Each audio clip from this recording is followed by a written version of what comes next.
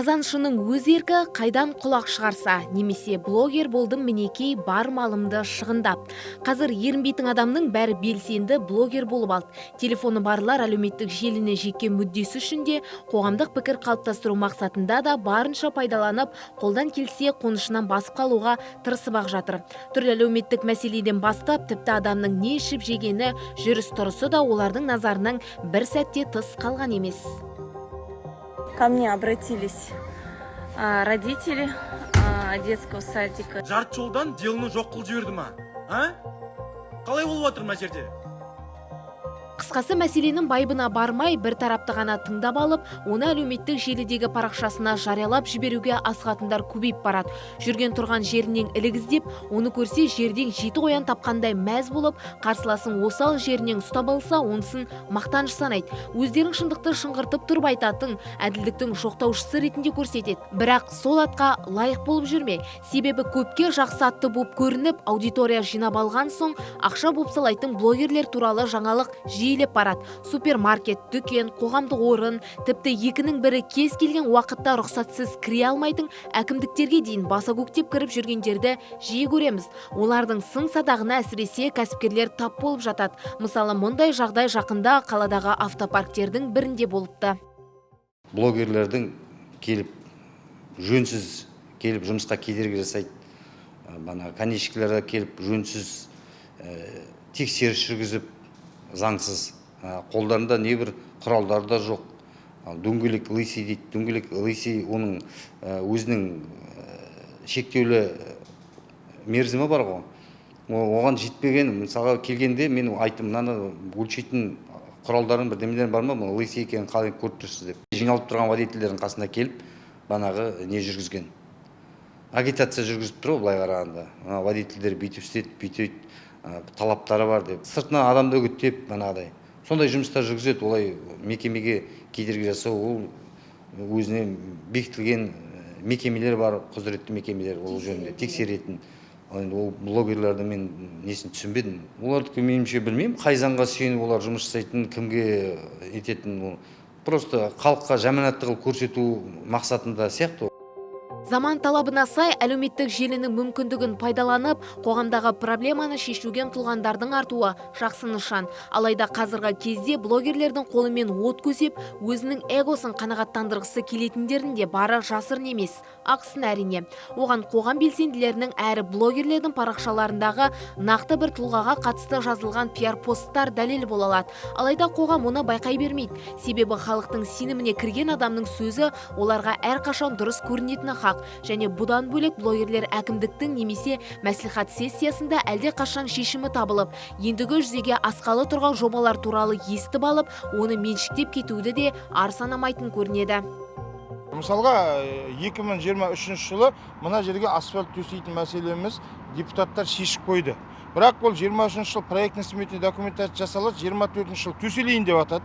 Соны естіп ақпарат алады да, блогер мына жерге келеді, мына жерге асфальт төсеу керек дейді. Бірақ ол уже тендері шығып төселейін деп тұрған асфальт. Соны халық көреді, халық ойлайды, ойбай, блогер мына жерге асфальт деп айтты екен, бұл манипуляция деп аталады. Бірақ оны енді бәріне түсіндіріп жүре алмайсың ғой.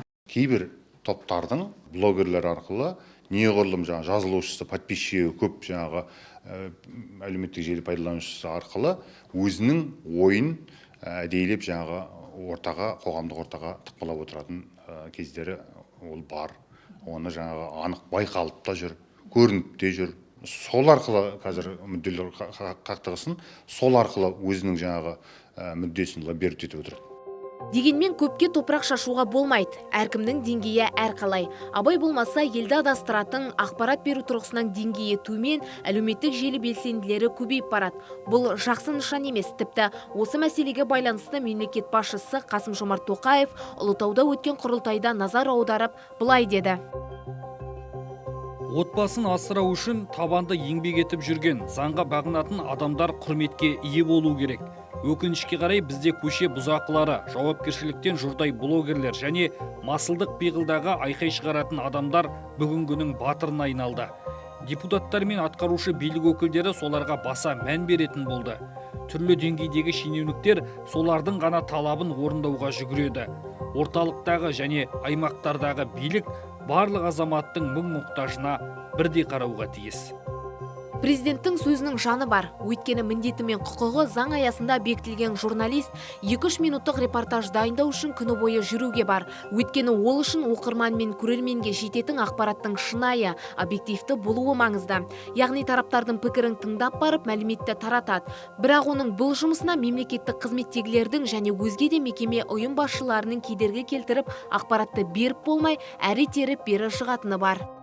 Жергілікті атқарушы органдағы қызметкерлердің өздері журналистпенен әлеуметтік желіні белсенді пайдаланушының арасына жік салып отыр. Себебі айтайық. Мен мысалы кәсіби журналист ретінде осы облыстық Атырау газетінің атынан белгілі бір ақпаратты қажет болып жаңағы атқарушы органға хабарласатын болсам, мен жаңағы хат жазуым керек, оны заң бойынша жаңағы 5 күн немесе 7 күн немесе 3 күн күтуім керек. Блогер шығатын болса, онда міндетті түрде даже кейбір әкімдердің өздері оны кабинетіне шақырып алып, оған жаңа сұхбат беріп, сол бойда олар барып әлеуметтік желіге жариялап жатады. Міне, олардың ортаға жік салуы деген осы. Блогерлердің жұмысында қазір заңмен бекітілген шектеулер, болмаса бір белгілі бір кедергілер жоқ. Бақ құралдарында заңмен шектелген белгілі бір дәрежедегі жаңағы өзінің талаптары бар. Біз сол талаптарды сақтауымыз керек заңға сәйкес. Ал блогерлерде ол қамтылмаған. Атыраулықтардың арасында есімі ауызға алдымен оралатын блогерлер аз емес. Солардың бірі Рүстем Баязиев. Жергілікті журналистердің бірімен сөзге келіп, ақырында тілшінің үстінен мені ұрды және балағаттады деп сотқа арыз түсірген.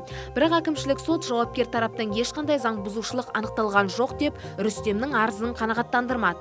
Бұдан бөлек Рүстем жыл басында сотқа құрмет көрсетпейді деп айыпталып, 5 тәулік абақтыда отырып шықты. Арасында асығыс ақпарат таратып жіберіп, артынша кешірім сұраған сәттер де болды. Ағама қолым берейін деп, егер бір түсініспеушілік болып қалса, ораза айында бізде қазір енді бірімізге ренжіспей қойық, енді бұл кісінде отбасы бар, нелер бар, бала шағасы көріп отыр барлығын. Банағыдай түсініспеушілік болмасын деп өзім келіп, осылай қол алысып, ары қарай халыққа барын банағыдай ақпаратпен, өзім білген ақпаратпен бөлісіп отырмыз. Бар шаруаны ысырып қойып, күні-түні әкімдік, сот, полиция немесе өзге де қызмет көрсету орындарының алдын бір босатпайтын блогерлердің, қоғам белсенділерінің мақсаты не? Нені көздейді? Біздер біріншіден қараймыз, мысалға жұмыс жасаватқан адамдардың жұмысына бір кедергі келтірмейміз. Көбіне бізде қаламызда медицина қызметкерлері сөздің шынына келгенде өздерінің жұмыстарына салғырт қарайды. Сондайларды біз көреміз де, содан кейін барып кіріп, оларға не үшін салғырт қарап отқанын жауабын алуға тырысамыз. Қандай да бір медицина қызметкерлері өзінің жұмысымен бос емес болып, жаңағыдай бір өзінің жұмысымен ары қарай бір әуре болып жатса, ондайда біз кедергі келтірмей тырысамыз. Тікелей басшысына кіреміз. Жалпы менің өзім позициям қандай да бір мекеме басшыларына тіке барам. Мен қарапайым қызметкерлерге былай редко ондай. Рүстемнің сөзіне қарағанда, қазіргі кезде халықтың жан айқайын, мұң-мұқтажын жоғарыға жеткізетін ешкім жоқ, блогерден басқа. Тұрғындар өздері іздеп келіп, проблеманы шенді шекпенділер естуі үшін көзге жиі түсіп жүрген блогер қоғам белсенділеріне қолқа салатын көрінеді. Ал олар өз кезегінде көптің дегенін жерге тастай алмайды.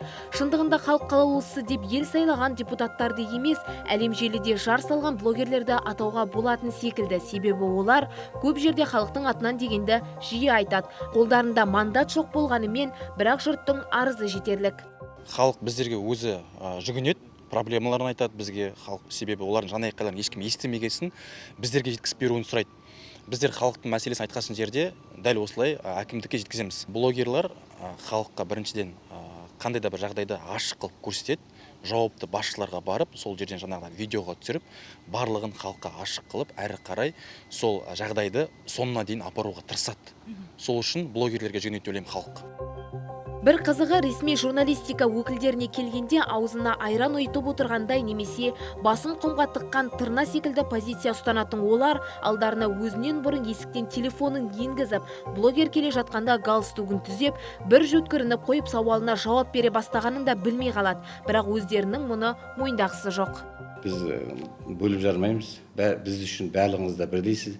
Біз қашанда журналистика саласында жүрген көптеген өзіңіздің әріптестеріңізбен тікелей мен байланыстамын. Мемлекеттік қаржымен қаржыландырып отқан телеарналарда немесе тікелей осы жеке телеарнада корреспонденттері келіп тікелей бізден сұхбат алады. Немесе көшеде кездесіп қалғанда да бір сұрақтарымыз бар ма десе, біздер жоқ, менің уақытым жоқ деп кетіп қалуға біз қақымыз жоқ. Кейбір жағдайда әрине біз ол мемлекеттік қызметшілер дұрыс қарым-қатынас қалыптасу мақсатында немесе сын тудырмау үшін, ана сіз өзіңіз айтқандай мемлекет қызметінің оң имиджіне кері әсер етпеу үшін барынша солардың сұраған ақпараттарын беруге тырысады. Бірақ десек те кейбір ақпараттар олар зерделеуді қажет етеді, немесе ол ақпараттарды жинауды қажет етеді басқа аудандардан деген сияқты. Сондықтан бұл жерде де тек мемлекет қызметшілерді ғана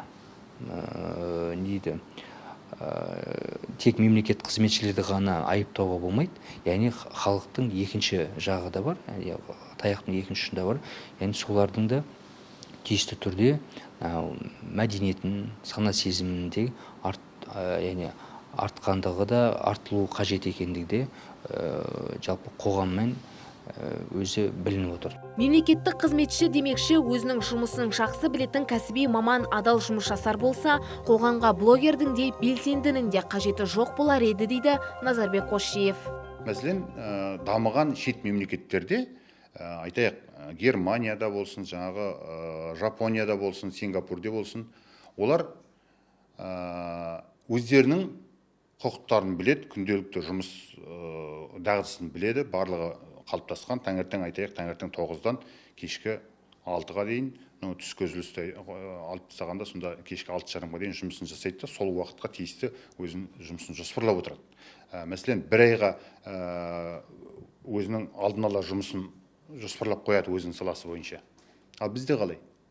Бізде таңертең жұмысқа 9:30-10-сыз келмейді. Кешкі сағат 5:30-да жұмыстан шығып кетеді. Яғни, біз егер өзіміздің елімізді, Қазақстанды әділетті қоғамға айналдырамыз дейтін болсақ, әділетті мемлекетке айналдырамыз дейтін болсақ, әуелі біз өзімізден бастауымыз керек. Сол кезде бізге блогердің де, басқаның да ештеңенің қажеті жоқ. Шындықты шырылдатып айтып, қоғамдағы сан алуан мәселеден хабардар ететін белсенділердің болғаны әрине дұрыс. Алайда проблеманың екінші жағы бар. Ол блогер немесе белсенділердің өз мүмкіндігін теріс пайдалануы. Ақырында халық пен билік арасына іріткі салып, бір-біріне қайшы қояды. Сондықтан жұрт блогерлер мен белсенділер таратқан кез келген ақпаратты дұрыс екен деп жұта бермей, жан-жақта анализ жасап барып қабылдауы қажет. Фильтр жоқ. Ол өзінің жай ғана жаңағы ойын, өзінің жеке пікірін ол апарып жаңағы қоғамды ортаға тастайды.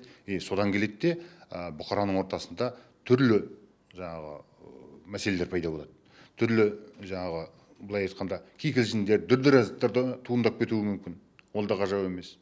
Сондықтан да бұл жерде міндетті түрде жаңағы әлеуметтік желіні пайдалануда міндетті түрде фильтр керек. Әйтпесе қазір бізге қажет емес, дәл қазіргі таңда біздің қоғам үшін қажет емес деректер, ақпараттар шығып, қазір елдің арасын, онсыз да жаңағы іреген матадай селдіреп тұрған халықтың арасын бүлдіріп жатыр. Қазір ақпараттың көптігінен болса керек, жұрттың сөзінен ұққанымыз, олар журналист пен блогердің ара жігін ажырата алмайтындай халге жеткен. Білмеймін, екеуі бір. Көштің тыңдамаймыз. Блогерлер бана нететін сияқты, жалданатын олар бірдемеге. Дегенмен келесі кейіпкеріміз қазір халық журналистің кім, блогердің кім екенін ажырата алмай жатса, бұл уақытша құбылыс дегенді айтады. Блогерлер ақпаратты эмоциямен беріп, көптің назарын аударуға тырысады. Өз парақшам, не айтсам да өзім білем, өз еркім деген позицияны ұстанады. Сөйте тұра арты дауға айналуы мүмкін, ұлттық деңгейдегі мәселелерді қозғайды. Ол үшін аздап болса да белгілі бір деңгейде сауаттылықтың қажет екендігін ескермей қалып жатады. Ал журналист болып жатқан жайтқа өз пікірін таңбай, салқын қандылық танытып, объективті мәлімет беруге тырысады дейді ол. Журналисттің қолдарындағы ақпаратта дәлелі бар. Олар белгілі бір материалға, белгілі бір дерекке, журналистік зерттеу жасап барып жасайды да. Блогерлер деген енді олар өзінің түсінігінде өлшейді көп нәрсені, өзінің фокусында қарайды. А журналист жан-жақты қарайды да, екі пікірде. Сондықтан да журналистке сенемін екі бастан. Блогерге көбірек сенетін адам, это потому что деген қазір сондай заман ғой, Инстаграм, ТикТок да. оны көреді де, ол жеңіл да оны қабылдау. А енді журналисті оқу үшін ол әрден бері қарай жазады. Сен оған кіруің керек, миыңды іске қосуың керек, ойлануың керек, ол журналистің жазған нәрсесін өзіңше қорытуың керек. А блогер ол дайын каша жасайды да саған әр жағында ойлануға уақыт қалдырмайды, потому что это легко. А когда профессионально, это уже ол деген еңбек талап етеді да. Вот сол жердегі үлкен разница бар да. Из-за этого халық жеңілге бейім деп ойлаймын. Бұл мәселеге былтыр мәжіліс депутаттары да назар аударды. Мысалы, Анаспақ Қожаев олардың халықтан заңсыз ақша жинайтын қаржылық пирамидалар жұмысының жандануына ықпал етіп жатқанын айтып, өзін блогеріне белсендімін деп жүргендердің заң алдындағы жауапкершілігін күшейту керектігін айтты. Дәл осы блогерлер талай жылдан бері ұмыт болған қаржылық пирамиданың жандануына сеп болғанын бәріміз жақсы білеміз. Елде болып жатқан түрлі әлеуметтік жағдайларды өз ыңғайына бұрмалап, оған ұлтаралық рең беріп, елге жалған ақпарат таратқан блогерлердің де ісі майшаммен қаралуы керек еді. Жағдайдың дәл осындай болып қалыптасуына еліміздің ақпараттық саясатының тиімсіздігі, дұрысын айтқанда жүйесіздігі ықпал етіп отырса керек. Өйткені мемлекет немесе жергілікті билік тарапынан қоғамда қызу талқыға түскен тақырыпқа қатысты дер кезінде жетесіне жеткізе отырып түсінік беру, ақпараттық шабуылды тойтару жағы мардымсыз. Жоқ десе болады. Бірақ мұны блогерлер мен қоғам белсенділері сәтті пайдаланып отыр. Осы олқылықтың орнын толтыру мақсатында биыл онлайн платформа және онлайн жарнамалар туралы заң қабылданып, онда блогерлерге инфлюенсер деген атау беріліп, қызметтері әлеуметтік желідегі топтарға теңестірілген еді. Бірақ заңға әлі де толықтыру қажет дейді адвокаттар жағы. Заңда шекілік бар. Әрбір тұлға ол арыз беріп информация сұрауға құқылы. Жаңағы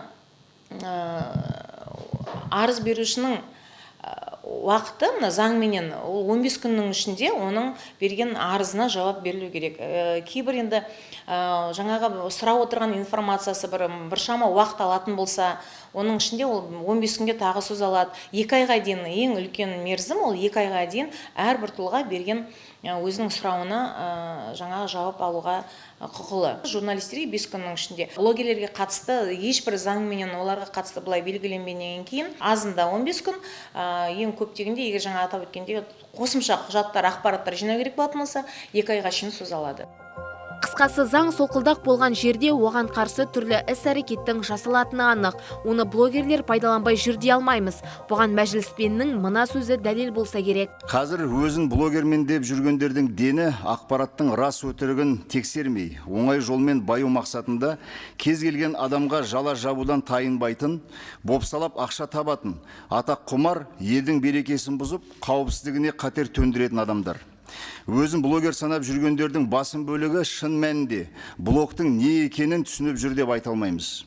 Көпшілігі алдындағы беделін, атақ дәрежесін пайдаланып, халыққа көмек жасап жатқандай сыңай танытып, әлеуметтік желілерде түрлі хайп ұйымдастырумен әлек. Ұзын сөздің қысқасы сол, әркім заң аясында әрекет етіп, өзінің құқығын білген кезде ғана өзгеге жем болмайды.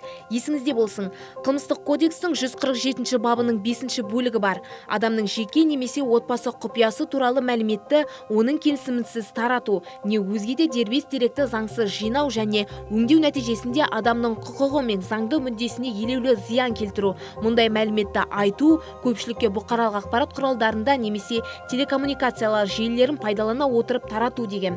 Басқаша айтқанда, әлеуметтік желіде бір адамның мейрамхана, қоғамдық орын, қысқасы көпшіліктің көргенін қаламайтын басқа да жерлерде түсірілген біреумен кездесіп тұрған фотосуреті немесе сол туралы кез келген ақпарат оның келісімінсіз жарияланса, ол адам жариялаған жанның үстінен шағым түсіре алады.